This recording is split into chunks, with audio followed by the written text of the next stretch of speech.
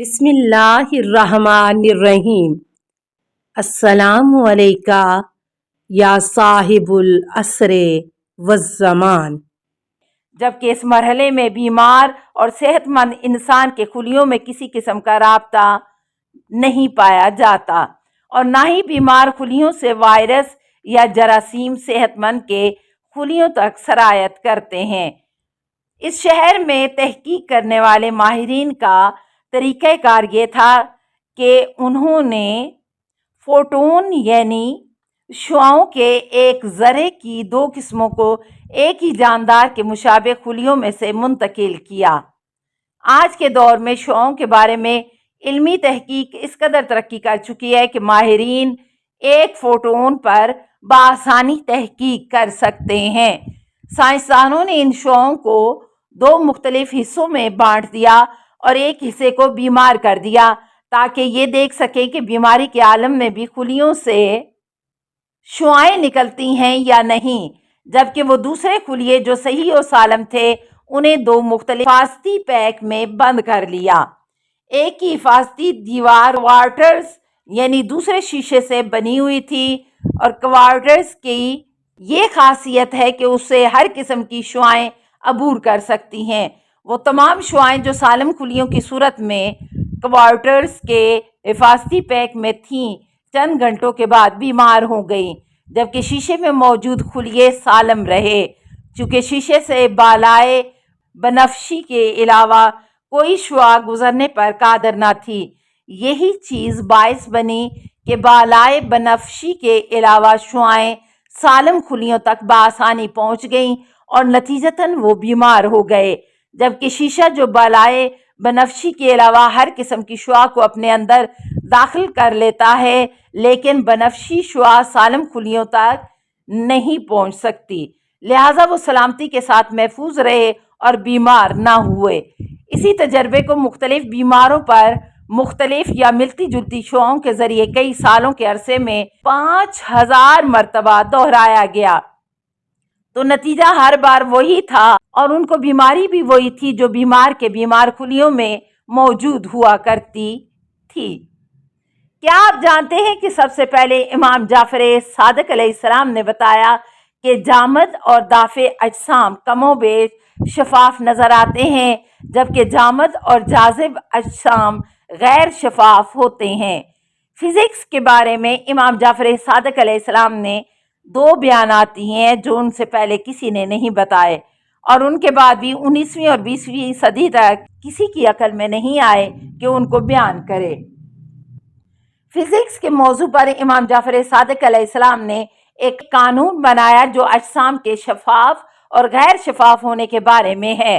آپ نے فرمایا کہ جو بھی جسم جامد اور جاذب ہوگا وہ غیر شفاف ہوگا، جبکہ جو جسم جامد اور دافع ہوگا وہ کم و بیش شفاف نظر آئے گا۔ ان سے پوچھا گیا کہ جاذب کیا ہو سکتا ہے تو جواب دیا حرارت۔ اس فزیکی نظریے کو علمی قانون کی حیثیت حاصل ہے۔ یہ بات قابل توجہ ہے کہ انسان حیران رہ جاتا ہے کہ کس طرح اس جدید نظریے کو کوئی شخص سن 700 عیسوی اور دوسری صدی ہجری کے ابتدائی حصے میں بیان کر سکتا ہے۔ آج اگر 100 پڑھے لکھے افراد سے یہ سوال پوچھا جائے کہ کیوں کر کوئی جسم شفاف اور دوسرا جسم غیر شفاف نظر آتا ہے تو وہ جواب دینے پر قادر نہیں ہوں گے۔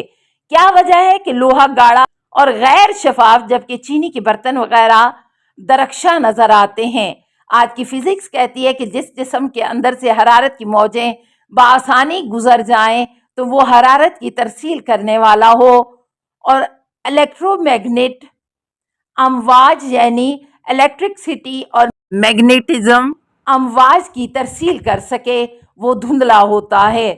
لیکن جن اجسام میں سے حرارت بخوبی گزر نہ سکے اور جو الیکٹرو میگنیٹک امواج کو اپنے اندر سے گزرنے نہ دیں وہ چمکیلے ہیں، اور امام صادق علیہ السلام فرماتے ہیں حرارت جذب کرنے والے اجسام گہرے جبکہ حرارت جذب نہ کرنے والے اجسام کم و بیش شفاف ہوتے ہیں۔ امام جعفر صادق علیہ السلام کے نظریے میں جذب ہونے کا موضوع دو متضاد پہلوؤں کی طرح توجہ کا مرکز ہے۔ اور یہی موضوع سبب بنا ہوا ہے کہ ان کا اجسام کے شفاف اور غیر شفاف ہونے کے بارے میں نظریہ آج کے فزیکی قوانین سے مطابقت رکھتا ہے۔ کیا آپ جانتے ہیں کہ گرم مزاج اور سرد مزاج انسان کی کیا نشانیاں ہیں؟ گرم مزاج انسان کی نشانیاں: نمبر 1، اس کی ناک سے نزلہ کم بہتا ہے۔ نمبر 2، اس کی نیند کم ہوتی ہے۔ نمبر 3، زیادہ سوچتا ہے۔ نمبر 4، سر چکراتا ہے۔ نمبر 5، خوفناک خواب دیکھتا ہے۔ سرد مزاج انسان کی نشانیاں: نمبر 1، سفید کھال۔ نمبر 2، نیند زیادہ آتی ہے۔ نمبر 3، سست ہوتے ہیں۔ نمبر 4، جلد تھک جاتے ہیں۔ نمبر 5، جلد کوئی بات بھول جاتے ہیں۔ نمبر 6، جلد سو جاتے ہیں۔ کیا آپ جانتے ہیں شلوار پہننے کا رواج کس دور میں شروع ہوا؟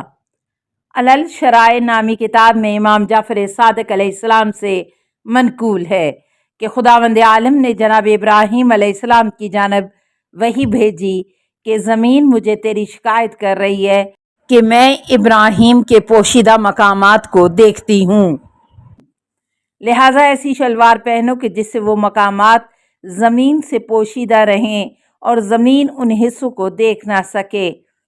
جناب ابراہیم علیہ السلام کے دور تک لوگوں کے درمیان شلوار پہننے کا رواج نہ تھا اور لوگ لنگی پہن کر اپنی شرمگاہ کو چھپایا کرتے تھے۔ کیا آپ جانتے ہیں کہ کون سا عمل غذا کو جلد ہضم کر دیتا ہے؟ طب الرضا میں حضرت سامن الحجج سے منقول ہے، کھانے کے بعد لیٹ جاؤ اور سیدھے پاؤں کو الٹے پاؤں پر رکھو، اس سے غذا جلد ہضم ہو جاتی ہے، اور اگر کروٹ پر لیٹو تو الٹی کروٹ پر لیٹو اور کھانے کے بعد چہل قدمی کرو، چاہے ایک قدم ہی کیوں نہ ہو، اور جماع کے بعد پیشاب کرو، چاہے ایک قطرہ ہی کیوں نہ ہو، اور نہانے کے بعد سو جاؤ، چاہے 1 منٹ ہی کیوں نہ ہو۔ کیا آپ جانتے ہیں حمل کی حفاظت کے لیے کیا کرنا چاہیے؟ یہ عمل تجربہ شدہ ہے کہ جسے بہت آزمایا گیا ہے اور کبھی بھی ناکامی نہیں ہوئی۔ طریقہ یہ ہے کہ ایک رسی کو ہاتھ میں لے کر اس پر سورہ مبارکہ یاسین پڑھی جائے، اور جب ہر مبین پر پہنچے تو رسی پر گرہ لگائے، 6 مبین تک یہی کرے، اور جب 7ویں مبین پر پہنچے تو ایک فولادی تالا کسی دوسرے شخص کے ہاتھ میں موجود ہونا چاہیے، وہ شخص 7ویں گرہ کمر میں لگائے، اور وہی گرہ ہے جو رسی کو کمر میں باندھنے کے لیے لگائی جاتی ہے، اور دوسرا شخص تالے کو بند کرے۔ یہ رسی تالے کے ہمراہ بندھی رہے گی، اور جب وضع حمل کا وقت قریب آئے گا تو دونوں کو کھول دیا جائے گا۔ کیا آپ جانتے ہیں کہ کس طریقے سے کاغذ لکھا جائے کہ کوئی اسے پڑھ نہ سکے؟ اگر کوئی پیاز کے پانی سے کاغذ پر کچھ لکھے تو وہ لکھائی نظر نہیں آئے گی، لیکن اگر لکھے ہوئے کو آگ پر گرم کیا جائے تو بھورے رنگ کی لکھائی ظاہر ہوگی جسے پڑھا جا سکے گا۔ کیا آپ جانتے ہیں گھڑی دیکھے بغیر کس طرح وقت بتایا جا سکتا ہے؟ السلام علیکہ یا صاحب العصر والزمان، الامان الامان الامان من فتن الزمان، السلام علیکہ یا خلیفۃ الرحمن، السلام علیکہ یا امام الانس والجان، السلام علیکہ یا مظہر الایمان، السلام علیکہ یا شریک القرآن، السلام علیکہ یا قاطع البرہان، السلام علیکہ یا امام زماننا، ھذا اجل اللہ فرجک وسہل اللہ مخرجک وظہورک، السلام علیکہ ورحمۃ اللہ۔ اللہم صلی علی محمد و آل محمد۔